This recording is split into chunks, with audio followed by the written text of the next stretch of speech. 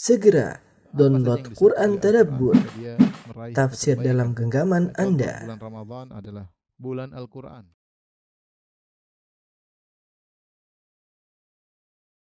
Assalamualaikum warahmatullahi wabarakatuh.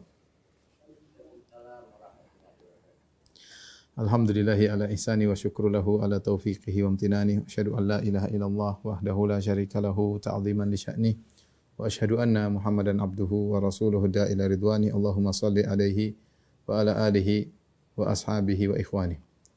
Para hadirin dan hadirat, para dokter yang dirahmati oleh Allah Subhanahu wa taala. Topik yang kita bahas pada kesempatan kali ini adalah tentang orang-orang yang akan mendapat naungan di padang mahsyar. Suatu padang yang Allah siapkan ya untuk mengumpulkan seluruh manusia. Qul innal awwalina wal akhirina lamajmu'una ila miqati yaumin ma'lum. Katakanlah seluruh ya manusia dari yang awal sampai yang akhir semuanya akan dikumpulkan pada hari yang telah ditentukan. Ya, hari tersebut adalah hari yang sangat dahsyat ya. Pada hari tersebut ya, Allah Subhanahu wa taala akan menurunkan matahari dalam jarak 1 mil. Rasulullah SAW bersabda, "Tuduna syamsu yaumal qiyamah minal khalqi." Bahwasanya matahari diturunkan pada hari kiamat didekatkan kepada manusia. Hatta takuna minhum kamiqdari mil, sampai ukurannya cuma jarak 1 mil. Qala Sulaim bin Amir, "Fa wallahi ma adri ma ya'ni bil mil amma safatal ardi amil mil alladhi tuktahalu bihil ain." Saya tidak tahu yang dimaksud oleh Nabi dengan al-mil adalah jarak al-mil ya sekitar 1,7 atau 1,8 kilo atau ke al-mil adalah alat yang digunakan untuk bercela. Fa yakunu nasu ala qadri a'malihim. Ketika matahari sangat dekat, maka manusia kondisinya sesuai dengan kadar amalan mereka fil araq dalam masalah keringat. Keringat yang bercucuran dari tubuh mereka berdasarkan amal mereka. Faminhum man yakunu ila ka'baihi. Di antara mereka ada yang keringatnya sampai pada kedua mata kakinya. Wa minhum man yakunu ila rukbatayhi. Di antara mereka ada yang amalnya kurang sehingga kemudian keringatnya sampai pada kedua lututnya. Wa minhum man yakunu ila haqawayhi. Dan di antaranya ada yang keringatnya sampai pada pinggangnya. Wa minhum man yuljimuhul araqu iljaman. Dan di antara mereka ada yang keringatnya sampai di mulutnya. Wa asyara Rasulullah sallallahu alaihi wasallam biyadihi ila fih. Lantas Rasulullah SAW mengisyaratkan kepada mulutnya. Maka semakin seorang amalannya semakin sedikit, maka kondisi dia bersama keringat semakin parah, semakin menenggelamkan dia. Disebutkan oleh sebagian ulama bahwasanya kondisi manusia sangat padat. Panas dari atas matahari yang begitu dekat dan sesaknya manusia dikumpulkan pada hari tersebut.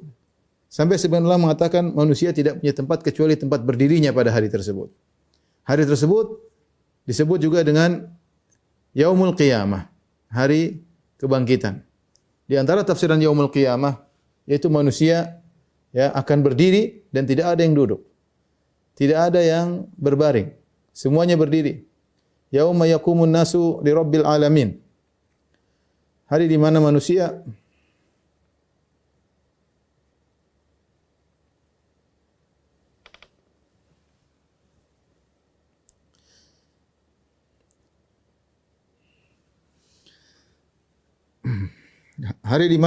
akan berdiri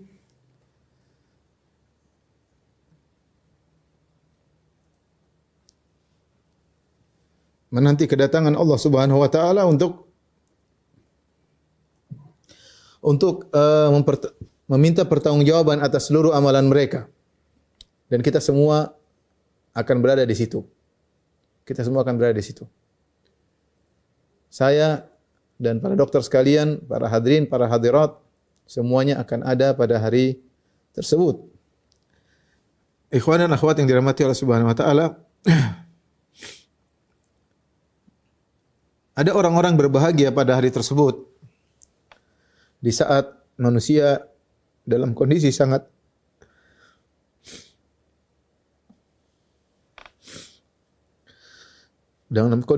kepanasan dari arah atas, demikian juga mereka yang sesak, panas dengan keringat yang bercucuran, dengan dempet-dempet. ada orang-orang yang bahagia di mana mereka dinaungi oleh naungan Allah Subhanahu wa taala. Nabi menyampaikan dalam hadisnya, hadis yang diriwayatkan oleh Abu Hurairah radhiyallahu anhu. Anin Nabi sallallahu alaihi wasallam qala,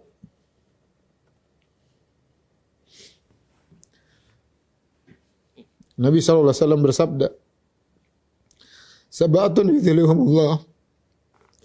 7 golongan yang Allah naungi pada hari di mana tidak ada naungan kecuali naungan Allah Subhanahu wa taala. 7 golongan tersebut al-imamu al-adil. Yang pertama adalah imam yang adil. Yang kedua syabun nasya'a fi ibadatillah. Anak muda yang tumbuh dalam ketaatan kepada Allah. Wa rajulun qalbuhu mu'allaqun fil masajid. Dan seorang yang hatinya rindu untuk ke masjid. Wa rajulani tahabba fillah ijtama alaihi. 2 orang saling mencintai karena Allah Subhanahu wa taala. Mereka bertemu karena Allah wa tafarraqa alaihi, dan mereka berpisah karena Allah Subhanahu wa taala.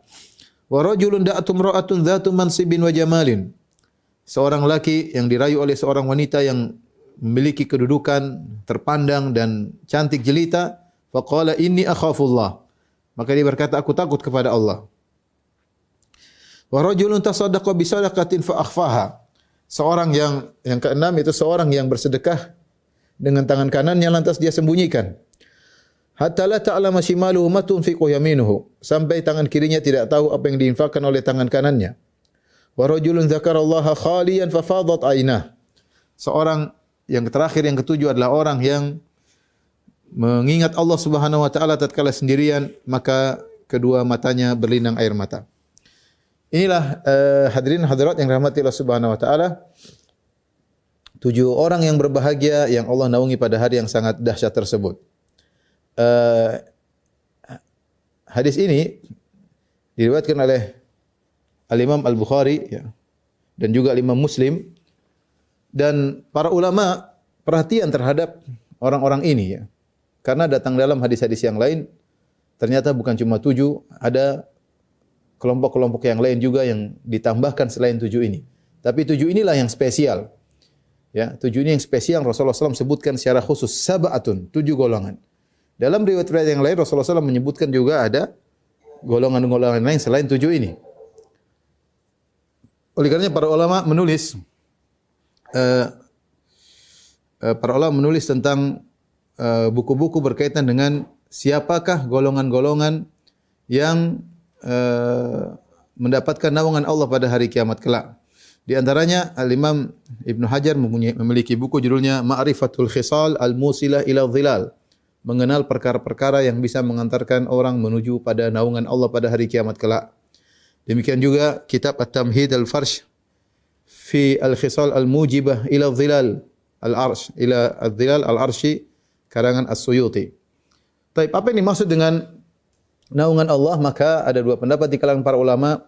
Maksudnya adalah naungan arsy Allah sebagaimana dalam riwayat yang lain. Ya, fi dhilli arsyihi, yaitu di bawah naungan arsy Allah Subhanahu wa taala. Yang kedua, pendapat yang kedua mengatakan dimaksud dengan naungan Allah adalah naungan yang Allah ciptakan. Yang Allah ciptakan untuk menaungi orang-orang spesial tersebut. Bukan maksudnya naungan zat Allah, bukan, tetapi adalah naungan yang Allah ciptakan. Ya, dan ini adalah naungan yang spesial ya, yang melindungi orang-orang yang spesial tersebut pada hari yang sangat dahsyat. Kita akan jelaskan 7 golongan yang dinaungi oleh Allah, orang-orang yang berbahagia pada hari kiamat tersebut. Yang pertama adalah al-imamul adil. Imam yang adil ya. Dan ini adalah orang yang pertama yang Nabi SAW sebutkan di antara 7 golongan tersebut. Dan dia adalah orang yang paling spesial. Bahkan sebagian ulama mengatakan dialah yang terbaik di antara 7 golongan tersebut. Ya, dia yang terbaik di antara 7 golongan tersebut. Kenapa bisa demikian? Karena imam yang adil memiliki pahala yang sangat besar. Ketika dia adil, maka yang merasakan keadilannya banyak orang. Kita bayangkan bagaimana jika seorang kepala negara bersikap adil, mengeluarkan aturan-aturan atau undang-undang yang adil, maka banyak rakyat yang akan merasakan kebahagiaan dari keputusan-keputusannya. Demikian juga raja misalnya. Ya. Dan juga berlaku pada pimpinan-pimpinan yang di bawahnya. Contohnya, seorang gubernur misalnya, atau seorang bupati, atau wali kota, atau bahkan para ulama mengatakan yang wilayahnya kecil, ya, kekuasaannya kecil, seperti mungkin camat, mungkin lurah ya, bahkan Pak RT mungkin ya.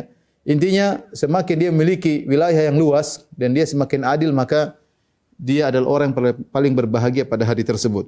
Karenanya Syekhul Islam Ibnu Taimiyah rahimahullah berkata, "Fa idza ijtahada ar-ra'i fi islahi dinihim wa dunyahum bihasabil imkan kana min afdali ahli zamanihi wa kana min afdalil mujahidin fi sabilillah." Jika seorang penguasa bersungguh-sungguh berijtihad untuk memperbaiki agama masyarakat, memperbaiki agama masyarakat, wa dunyahum, dan juga memperbaiki dunia mereka. Jadi dia bersungguh-sungguh bagaimana rakyat ini agamanya baik dan bagaimana ekonomi mereka baik, dunia mereka juga baik. Bihasabil imkan, semaksimal dia yang mungkin bisa dia lakukan, tidak harus berhasil. Yang penting dia berusaha dengan semaksimal mungkin. Yang Allah berikan dia kemampuan untuk melakukan demikian, ya, semaksimal mungkin. Bihasabil imkan kana min afdali ahli zamanihi, maka adalah orang terbaik di zamannya. Orang terbaik di zamannya. Wa kana min afdhalil mujahidin, dan dia adalah mujahid terbaik di zamannya. Fi sabilillah, di jalan Allah Subhanahu wa taala. Inilah pernyataan yang indah dari Syekhul Islam Ibnu Taimiyah rahimahullahu taala. Ya. Karenanya kita tahu Rasulullah SAW bersabda, ya, habbul a'mal ila Allah. Sebelumnya Rasulullah SAW bersabda, khairukum anfa'ukum linnas. Sebaik-baik kalian adalah yang terbaik bagi yang paling bermanfaat bagi orang lain. Sebaik-baik kalian adalah yang paling bermanfaat bagi orang lain. Wa habbul a'mali ila Allah sururun tudkhiluhu ala qalbil muslim. Dan amalan yang paling dicintai oleh Allah Subhanahu wa taala adalah amalan yang rasa kebahagiaan yang kau masukkan dalam hati seorang muslim. Dan terlalu banyak dalam Al-Qur'an Allah memuji orang-orang berbuat ihsan. Wallahu yuhibbul muhsinin.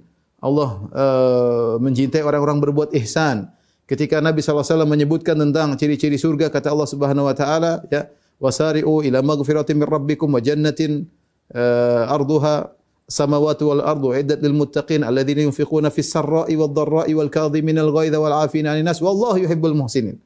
Kata Allah Subhanahu wa taala, dan bersegeralah kalian menuju pada ampunan Allah dan kepada surga Allah yang luasnya seluas langit dan bumi, yang Allah siapkan bagi orang yang bertakwa, itu orang yang berinfak dalam kondisi lapang, mereka berinfak, dalam kondisi sulit juga mereka berinfak. Wal kadhiminal ghaidh, orang-orang yang meredam kemarahan. Wal 'afina 'anil nas, yang memaafkan orang-orang menzaliminya. Wallahu yuhibbul muhsinin, sungguhnya Allah mencintai orang yang berbuat ihsan. Maksudnya mereka berbuat baik kepada selain mereka, kepada masyarakat. Ini padahal ruang lingkup mereka cuma sedikit, hanya berbuat baik mungkin ke sedikit orang, tapi Allah memuji mereka. Mungkin dia hanya memaafkan beberapa orang yang menzaliminya, Allah sudah memuji orang-orang ini. Bahkan Allah menyatakan mereka penghuni surga. Bagaimana lagi dengan seorang pemimpin yang adil, yang dia berbuat baik kepada mungkin jutaan manusia, dengan kepemimpinannya, dengan perjuangannya, dengan jihadnya, ya, maka dia adalah afdhalul mujahidin fi sabilillah. Kata Ibnu Taimiyah, adalah orang yang mujahid terbaik di zamannya di jalan Allah Subhanahu wa taala. Maka saya motivasi kepada para pejabat, ya, para penguasa untuk mencari naungan Allah dengan berbuat sebaik-baiknya, menjadi pemimpin yang terbaik untuk rakyat. Semaksimal mungkin. Semaksimal mungkin. Berusaha, berijtihad, berdoa kepada Allah agar dimudahkan untuk bisa memberi pelayanan kepada masyarakat dengan sebaik-baiknya, ya. Oleh karenanya, ketika seorang justru sebaliknya, seorang penguasa yang berbuat zalim kepada masyarakat, maka dia akan binasa pada hari kiamat kelak. Kalau ada orang mencuri, satu orang, paling dia mencuri yang menurut dia pada hari kiamat orang yang dia curi tersebut. Ya, kalau dia mukul orang, mungkin mukul 3 orang, 5 orang itu akan nuntut dia pada hari kiamat. Perkaranya sepele, dia berhadapan dengan 5 orang, itu pun sudah berat. Bagaimana kalau dia menzalimi sampai ratusan ribu orang? Bagaimana kalau dia menzalimi jutaan orang? Dia akan binasa pada hari kiamat kelak. Yang nuntut dia sangat banyak. Yang nuntut dia sangat banyak, dia akan binasa pada hari tersebut. Allah mengatakan, Anal Malik, aina mulukul ard? Aku adalah raja, Malik Yaumiddin, raja penguasa hari pembalasan. Mana raja-raja dunia? Kalau mereka berbuat zalim, mereka akan binasa, tapi kalau mereka adil, mereka adalah orang yang terbaik, ya. Bahkan 7 golongan. Yang terbaik adalah golongan yang pertama ini, imam yang adil. Tadi sudah kita sebutkan, Al-Hafidz Ibnu Hajar rahimahullah dalam Fathul Bari menyebutkan bahwasanya cakupan kepemimpinan tidak harus raja atau penguasa. Terkadang dalam cakupan kecil masing-masing berjuang dengan kekuasaan yang dia miliki, wilayah yang dia kuasai. Makanya mencakup juga gubernur, bupati, wali kota, lurah dan selanjutnya. Rasulullah SAW bersabda, "Innal muqsitina indallahi ala manabir min nur." Sungguhnya orang yang berbuat adil di sisi Allah pada hari kiamat akan berada di atas mimbar-mimbar yang terbuat dari cahaya. Kemudian Rasulullah SAW menjelaskan siapa mereka orang-orang adil ini yang akan dimuliakan di atas mimbar-mimbar yang Allah buat dari cahaya. Mereka dimuliakan, dilihat oleh orang, dijadikan tersohor oleh Allah Subhanahu wa taala pada hari kiamat. Alladzina ya'diluna fi hukmihim, yaitu orang-orang yang adil dalam keputusan-keputusan mereka. Wa ahlihim, berbuat adil kepada keluarga mereka, wa mawulu, dan berbuat adil kepada perkara yang mereka apa saja yang ada di bawah urusan mereka. Jadi ini golongan pertama yang dimuliakan oleh Allah, dinaungi oleh Allah pada hari kiamat. Di saat orang-orang dalam kondisi sedang kepanasan, di bawah terik yang sangat panas, maka dia dalam kondisi tentram, teduh, karena berada di bawah naungan spesial, bukan naungan sembarangan. Naungan Allah Subhanahu wa taala. Yang naungan yang Allah ciptakan untuk menjadikan dia teduh pada hari tersebut. Golongan yang kedua yang mulia pada hari tersebut, yang juga dinaungi oleh Allah Subhanahu wa taala, syabun nasya'a bi ibadatillah. Yaitu pemuda yang tumbuh dalam beribadah kepada Allah Subhanahu wa taala. Dipilih kata pemuda karena berat bagi seorang pemuda untuk bisa istiqamah, untuk bisa taat kepada Allah. Ya, zaman dahulu sulit, apalagi zaman sekarang. Yang kita tahu bahwasanya sekarang zaman di mana semua maksiat mudah diakses. Kalau zaman dahulu orang bersendirian dalam kamar, maka dia akan selamat. Dia akan selamat. Asal dia tidak keluar rumah, dia selamat. Tapi zaman sekarang, ya, dia dalam rumah dia bisa melakukan justru lebih parah daripada kalau dia di luar rumah. Tatkala dia bersendirian, selama gadget masih ada di tangannya, ya, maka dia bisa berfantasi, dia bisa berkelana kemana saja yang dia kehendaki. Oleh karenanya jika ada seorang pemuda yang ternyata di zaman yang penuh fitnah seperti ini, kemudian dia bertakwa kepada Allah Subhanahu wa taala, ya, yang harusnya wajar jika dia berhura-hura, jika dia berfoya-foya sebagaimana pemuda-pemuda yang lainnya. Wajar, namanya masih muda, masih remaja, saatnya bersenang-senang, saatnya berjalan-jalan sana kemari, ya. Biasa anak muda. Tapi ternyata dia memilih jalan yang lain. Dia memilih bertakwa kepada Allah Subhanahu wa taala, dia meninggalkan, ya, kenikmatan-kenikmatan dunia untuk bertakwa kepada Allah. Banyak hal yang mungkin bisa dia kerjakan tapi dia tinggalkan, sehingga dia rajin ke masjid, sehingga dia rajin baca Al-Qur'an, sehingga dia rajin ikut pengajian, sehingga dia fokus berbakti kepada orang tuanya. Maka ini adalah seorang yang istimewa, ya, pemuda yang istimewa. Makanya Allah sebutkan dalam Al-Qur'an sekelompok pemuda contohnya seperti Ashabul Kahfi. Ashabul Kahfi yang jumlahnya 7 orang, ya. Kata Allah Subhanahu wa taala, "Innahum fityatun amanu." Mereka adalah anak pemuda, adalah 7 orang pemuda yang beriman, ya. Fityah kata Allah Subhanahu wa taala, anak muda. Bayangkan mereka hidup di suatu zaman yang seluruh negeri dalam kondisi kufur kepada Allah, seluruhnya. Cuma mereka bertujuh, dan mereka disebut dalam sejarah adalah anak-anak pejabat. Mereka anak-anak penguasa, sehingga mereka harus menanggalkan kemewahan yang biasa mereka pakai demi untuk mentauhidkan Allah Subhanahu wa taala. Karena mereka ditekan, akhirnya Allah mengatakan fa'wu ilal kahfi, pergilah kalian ke goa untuk sembunyi, meninggalkan segala kemewahan dunia, ya, karena mereka akan ditangkap, akan dibunuh, mereka kabur. Mereka anak muda, anak muda. Oleh karenanya ketika Al-Imam Ibnu Katsir rahimahullah mengomentari ayat ini, beliau menyebutkan bahwasanya ketika Nabi sallallahu alaihi wasallam berdakwah, yang banyak beriman adalah anak muda. Makanya Allah juga sebutkan tentang kisah Nabi Yusuf alaihissalam yang digoda oleh Zulaikha dan dia masih muda. Dan dia masih muda, yang di mana syahwatnya bergelora, yang di mana lagi rasa keingintahuannya besar, namanya anak muda, ingin mencoba. Justru Nabi Yusuf alaihissalam di saat masih muda tersebut digoda oleh wanita sangat cantik Zulaikha dan dia bisa selamat. Ya. Oleh karenanya kalau ada anak muda di zaman sekarang kemudian taat kepada Allah, menundukkan pandangan, ya, tidak asal sembarang berbicara dengan wanita, berbakti kepada orang tua, saya bilang dia adalah wali di antara wali-wali Allah Subhanahu wa taala. Wali di antara wali-wali Allah Subhanahu wa taala, ya. Inilah kelompok yang berbahagia yang dia di masa mudanya seperti ini, bertakwa kepada Allah Subhanahu wa taala, tidak sebagaimana pemuda yang biasanya yang berhura-hura, yang menghabiskan waktu berjalan sana kemari tanpa ada manfaat dan faedah. Alhamdulillah kita bahagia sekarang, banyak anak muda ya yang mulai berhijrah, kenal ngaji, alhamdulillah ya. Dan semoga Bapak juga, para dokter juga pernah muda, mudah-mudahan waktu mudanya juga luar biasa. Semoga kita semua termasuk dari golongan ini ya. Amin ya rabbal alamin. Kemudian yang ketiga, saya mau bilang Bapak, Pak Dokter kayaknya memang masih muda sekarang ya, belum tua ya. Mungkin sekarang masih muda ya, sudahlah. Waktu lebih muda dulu ya. Nanti saya bilang sekarang yang dulu masih muda kayaknya sekarang sudah tua ya. Enggak, Pak Dokter juga masih muda meskipun lebih muda saya ya. Baik, kita lanjutkan yang ketiga, wa rajulun qalbuhu mu'allaqun fil masajid. Yaitu seorang yang hatinya rindu ke masjid. Mu'allaq, hatinya kayaknya tergantung di masjid. Meskipun jasadnya pergi kemana-mana, seakan-akan jantungnya dia simpan di masjid. Seakan-akan jantungnya di masjid. Nah, dia rindu selalu ingin ke masjid. Kalau bukan karena ada kewajiban-kewajiban yang lain, dia akan terus ke masjid. Tapi kita tahu manusia diciptakan ya, makhluk sosial dan punya interaksi, punya tanggung jawab yang banyak. Maka harus keluar mencari nafkah, mungkin keluar untuk ilmu, mungkin harus banyak pekerjaan, mungkin harus berbakti kepada orang tua. Tetapi meskipun dia kemana kemari, kesana kemari, hatinya tergantung di masjid. Ini yang dimaksud dengan rajulun qalbuhu mu'allaqun bil masajid. Dan ini menunjukkan bahwasanya Islam tidak mengajarkan seorang di masjid melulu, tidak. Ya, dia beraktivitas, silakan keluar. Makanya Allah Subhanahu wa taala mengatakan rijalun la tulhihim tijaratun wala bai'un an dzikrillah wa iqamis salati wa ita'iz zakah.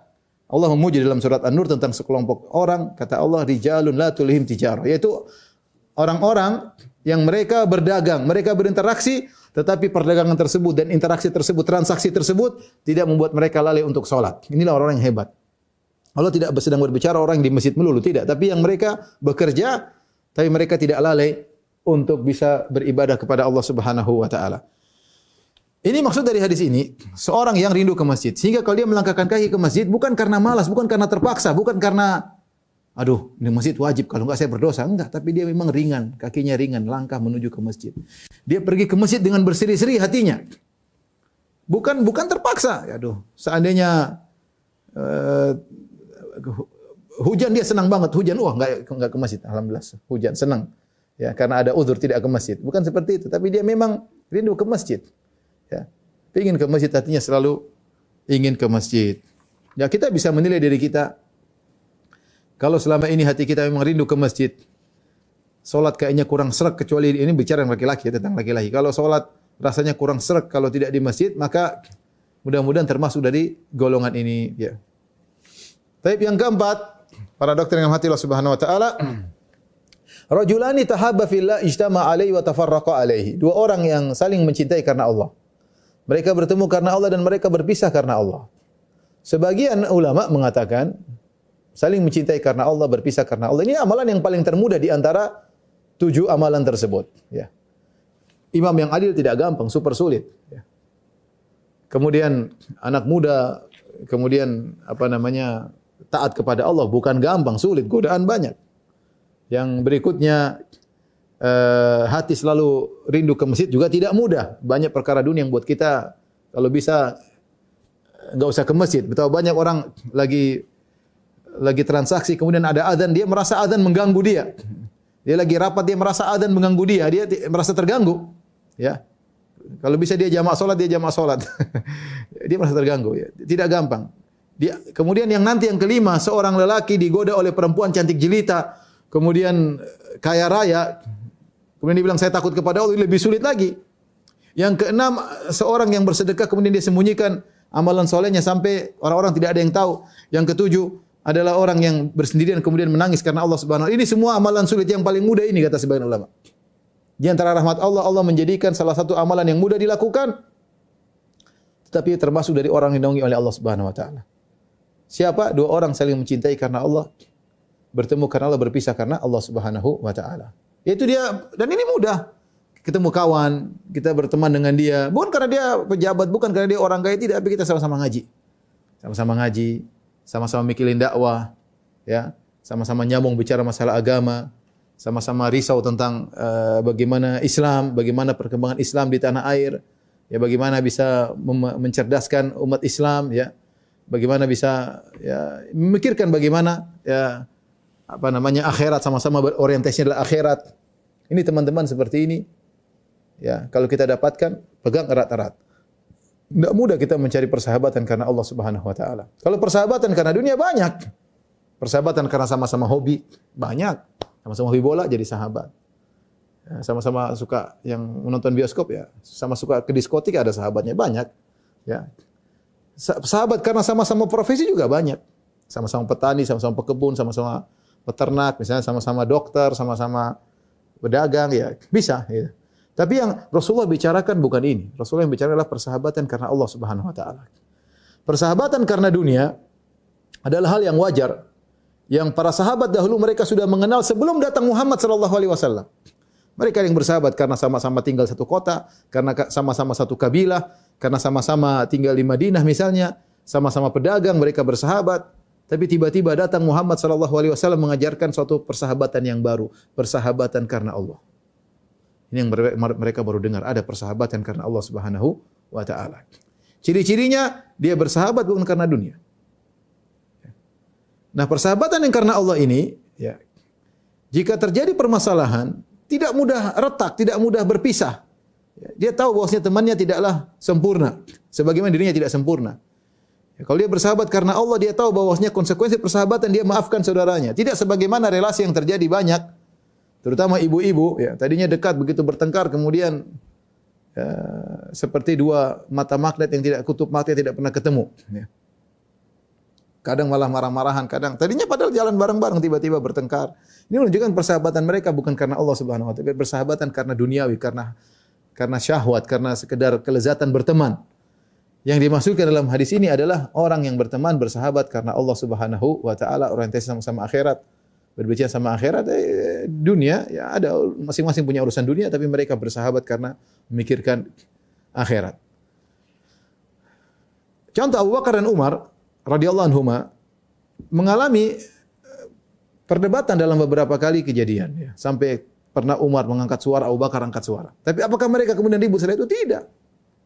Mereka saling memaafkan, mereka dekat lagi karena mereka tahu persahabatan karena Allah berkonsekuensi untuk saling memaafkan.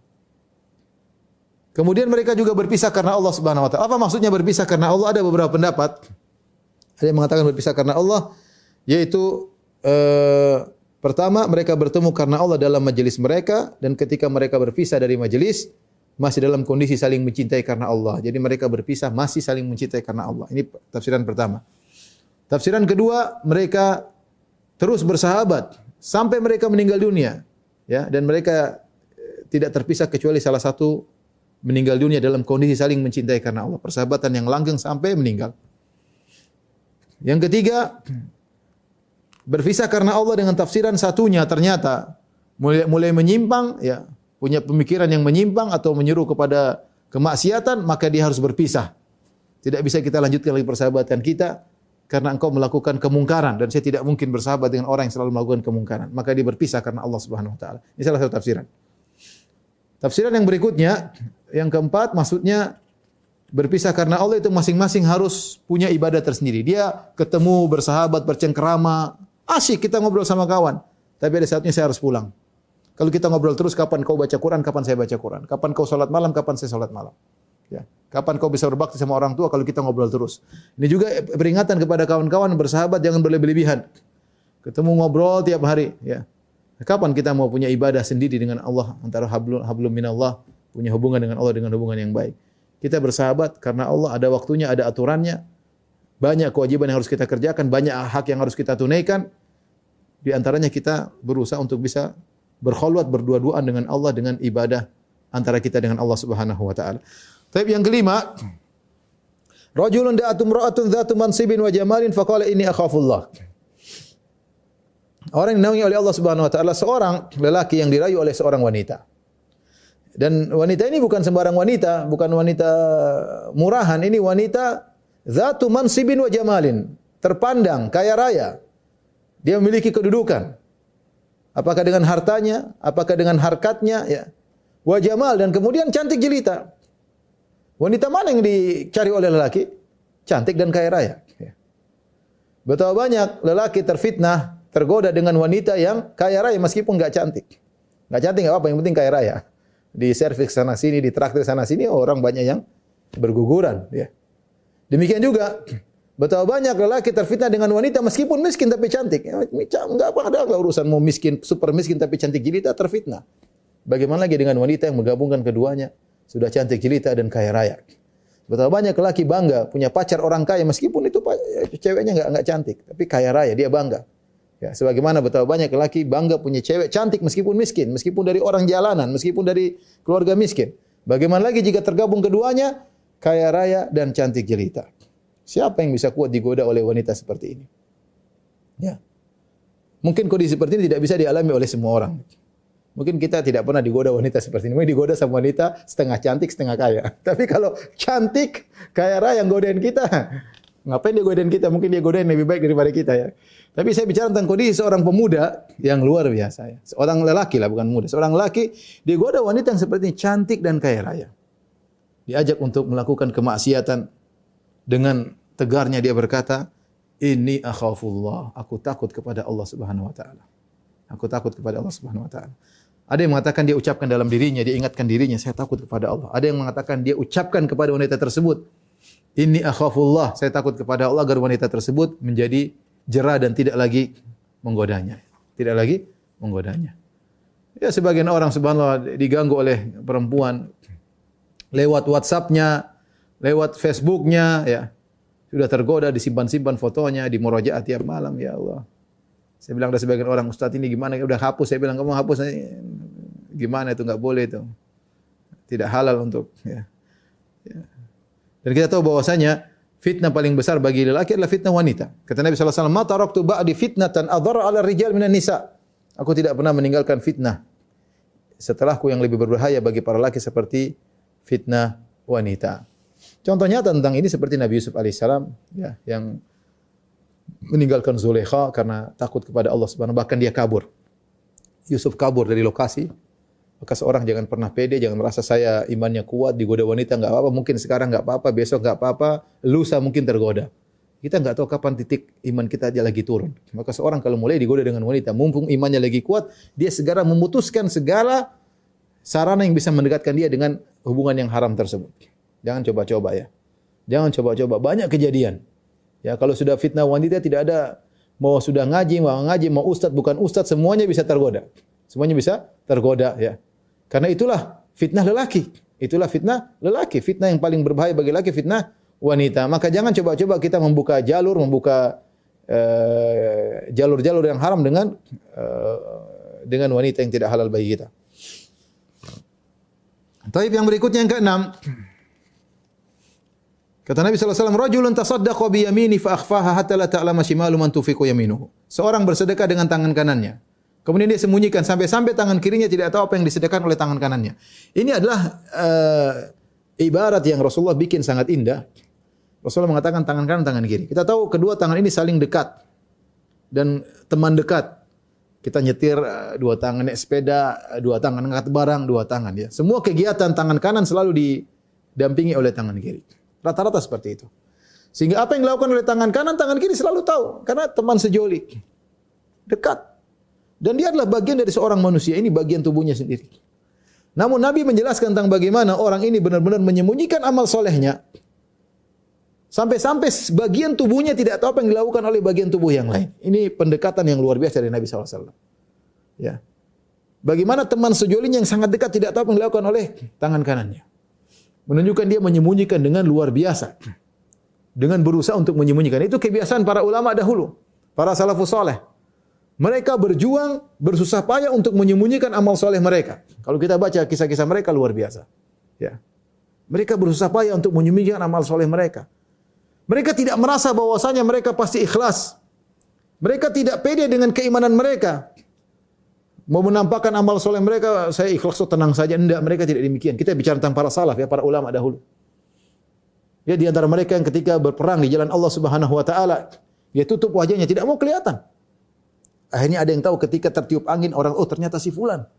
Ketahuan. Ya. Lihat di antara mereka seperti siapa? Ali Zainal Abidin, Ali bin Husain, ya, bin Ali bin Abi Thalib, Zainal Abidin.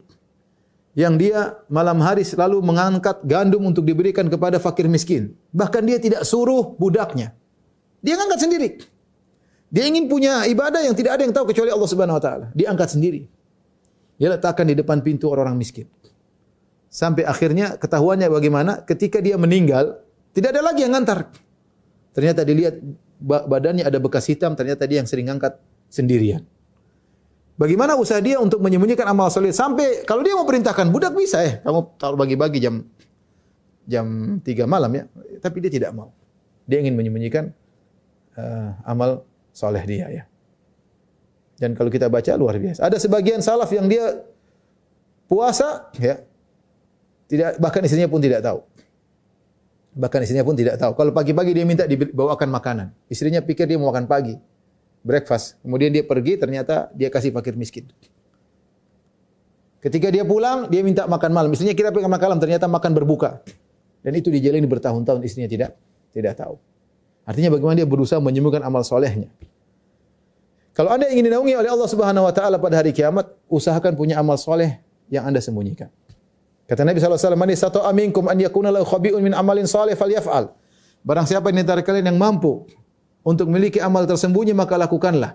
Latih diri kita bahagia kalau enggak ada yang tahu kecuali Allah. Mulailah kita latih satu persatu. Kita bukan bicara yang khayalan. Ya. Semua kita manusiawi, suka dipuji. Semua kita manusiawi, ingin amal kita semua orang tahu.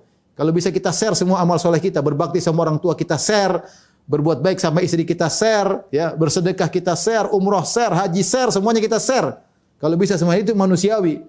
Maka Anda harus melawan hawa nafsu Anda yang ingin pamer dengan amal soleh Anda lakukan.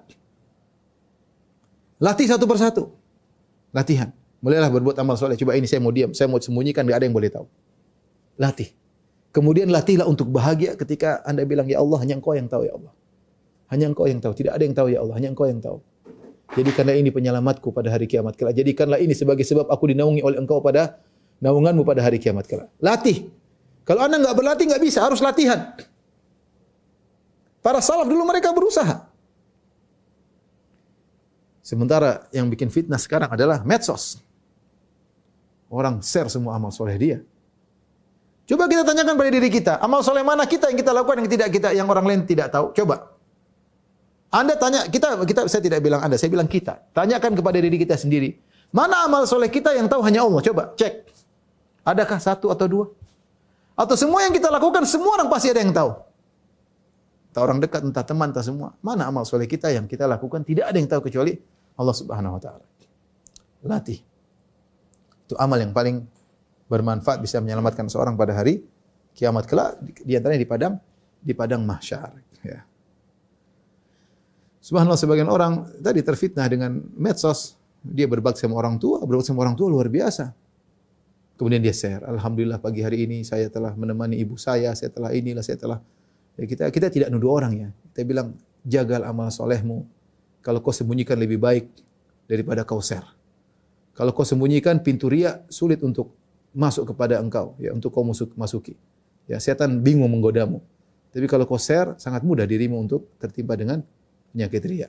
Sebagian orang dia dipuji oleh orang lain, dia share pujiannya orang dalam di statusnya. Lihat, si fulan puji saya, ini pejabat puji saya, dia share di statusnya.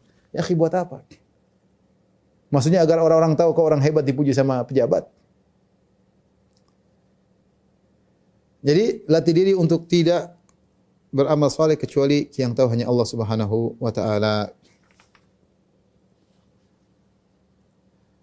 Ikhwan, apakah tidak boleh menampakkan amal soleh? Boleh.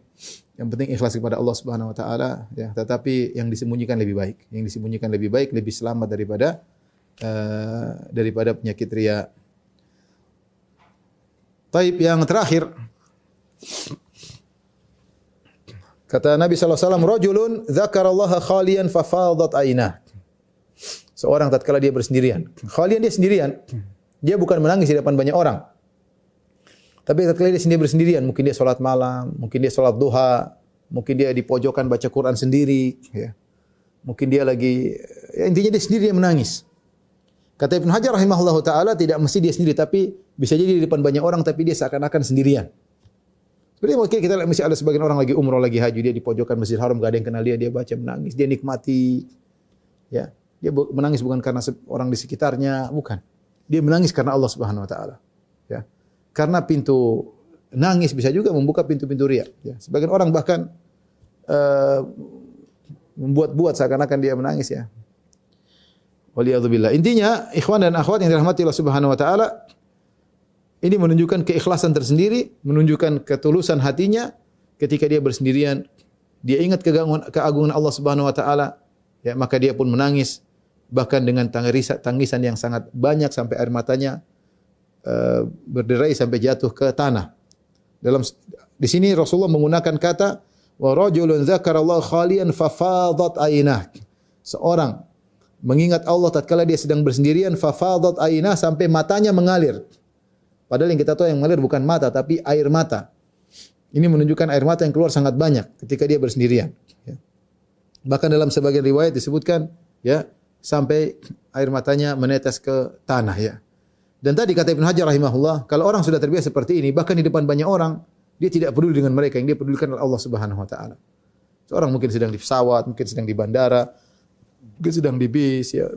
Dia mengingat Allah, dia sendiri, dia menangis, dia tidak peduli dengan orang ya. Dia juga termasuk dalam hadis ini ya. Artinya dia bisa mengkondisikan hatinya, dia menangis bukan karena orang tapi menangis karena Allah Subhanahu wa taala, karena takutnya kepada Allah atau karena rindunya kepada Allah. Ditafsirkan dua, karena takut kepada Allah atau karena rindu kepada Allah Subhanahu wa taala. Inilah ikhwan dan akhwat yang rahmati Allah Subhanahu wa taala, 7 golongan yang Allah naungi pada hari kiamat kelak.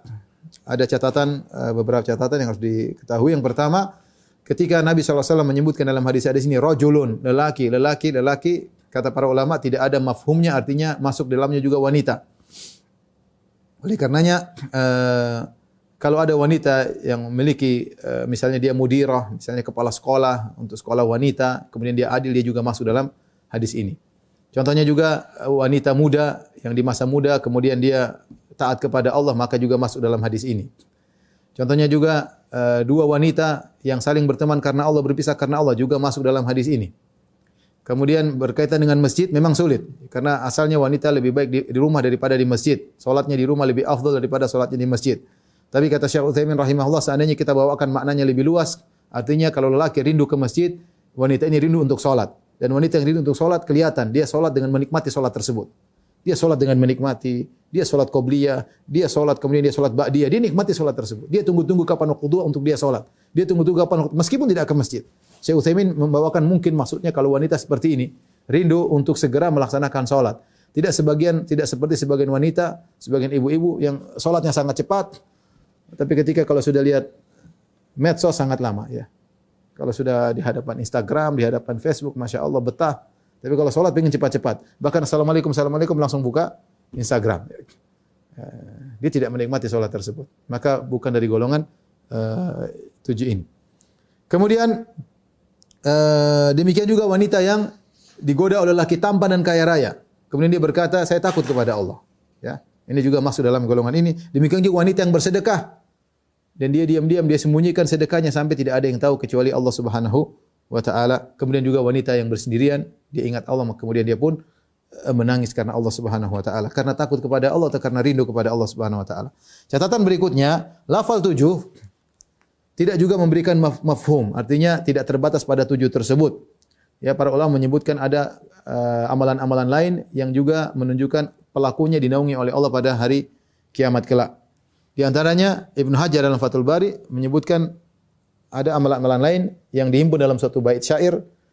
Kata Ibnu Hajar rahimahullah taala, wazid sab'atan idlala ghazin wa aunahu wa indhara dhi usrin wa takhfifa himlihi wa irfada dhi ghurmin wa auna mukatabin wa tajira sidqin fil maqali wa fi'lihi. Dan tambahkanlah dari 7 tersebut amalan yang lain. Di antaranya menaungi dan menolong seorang yang sedang berjihad.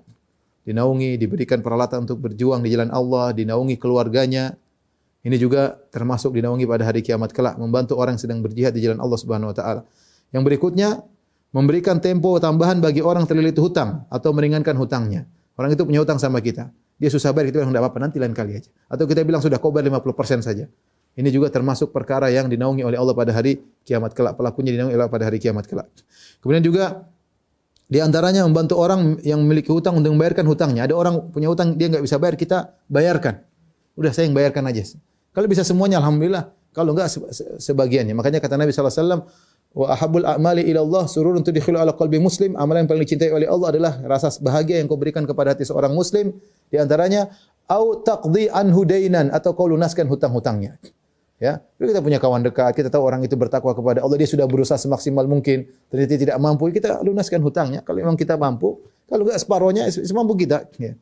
Kemudian di antaranya juga adalah membantu seorang budak mukatab. Mukatab adalah di zaman dahulu ada seorang budak yang dia bikin perjanjian sama tuannya, sama pemiliknya, majikannya. Dia bilang, "Tuan, saya adalah milik kamu, tapi saya ingin beli diri saya. Kau hargai saya berapa?" Maka misalnya tuannya bilang, "Kau boleh bebas dengan bayar 1.000 dinar." Maka dia bekerja. Dia cari uang 1.000 dinar, kemudian dia serahkan kepada majikannya, maka dia bebas. Nah, di antara amalan yang buat seorang bisa dinaungi pada hari kiamat kelak, dibayarkan. Dia berapa utang mesti 500 dinar, dibayarin agar dia merdeka. Ini juga membuat pelakunya dinaungi oleh Allah pada hari kiamat kelak. Kemudian di antaranya seorang pedagang yang jujur dalam perkataan perbuatannya. Ini pedagang yang jujur sangat sulit, ya. Zaman sekarang. Ya. Sangat sulit, ya. Saya katakan juga termasuk para dokter. Ya, mohon maaf para dokter, ya. Terutama amanah kepada pasien, ya. Hati-hati dalam masalah memberi obat, ya. Kalau ada obat yang bagus, kasih yang bagus. Jangan pilihkan obat yang mahal yang kita ambil keuntungan, sementara ada obat yang lebih baik daripada itu. Ya, hati-hati ya. Kita harus amanah sama pasien. Ya.